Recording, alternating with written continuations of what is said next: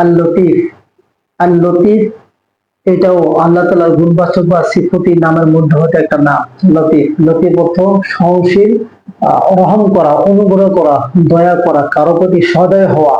ভাই এই পবিত্র নামটি যদি কেউ দৈনিক 133 বার পাঠ করে, নিয়মিত পাঠ করবে, আল্লাহ তাআলা তাকে পর্যাপ্ত পরিমাণ রিজিক দিবেন। অর্থাৎ দুনিয়াতে তার যে পরিমাণ সম্পদ বা যে পরিমাণ রিজিক হলে তার জীবন অতিবাহিত হবে কবলের মাউত, মাউতের আগ পর্যন্ত, আল্লাহ তাআলা সেই পরিমাণ তাকে রিজিকের পর্যাপ্ত রিজিক দিবেন, তার মধ্যে কোনো অভাব থাকবে না।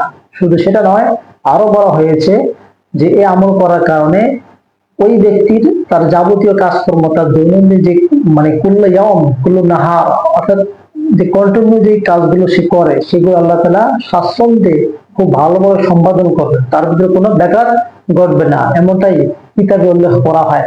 যে ভাই লতিফ, লতিফ যেহেতু আল্লাহ তাআলার একটা সিফতি বা গুণবাচক নাম, আল্লাহকে মানে সম্বোধন করা, আল্লাহুম্মা, হে আল্লাহ, তো এটাও আমরা ইয়া আল্লাহ মানে ইয়া লতিফ বলবো, ইয়া লতিফু, ইয়া লতিফু, ইয়া লতিফু সম্বোধন করবো। তবে যদি কেউ আল লতিফ, আল লতিফ বলে তাতেও হবে।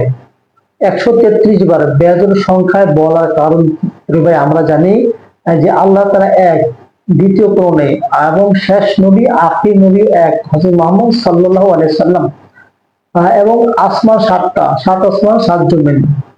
এরপরে আপনার লাইলাতুল কদর 27 রজনীতে আপনার বেজোড় সংখ্যা পায়। অর্থাৎ বেজোড় সংখ্যাটা একটি আপনার এটা উত্তম জিনিস বা বেজোড় সংখ্যা হয়ে থাকে, যেহেতু আল্লাহ তাআলা বেজোড়, এই বেজোড় হওয়ার কারণে 33 বার বলা বলা হয়েছে, কারণ এখানে 34 বার বলা হতো, কিন্তু সেটা না করে 33 বার, যেহেতু আল্লাহ আল্লাহ এক, রাসূল এক, এবং আল্লাহ তাআলা কোরআনে 7টা খাবারের কথা বলেছেন, এই জন্য বেজোড় সংখ্যায় বরকত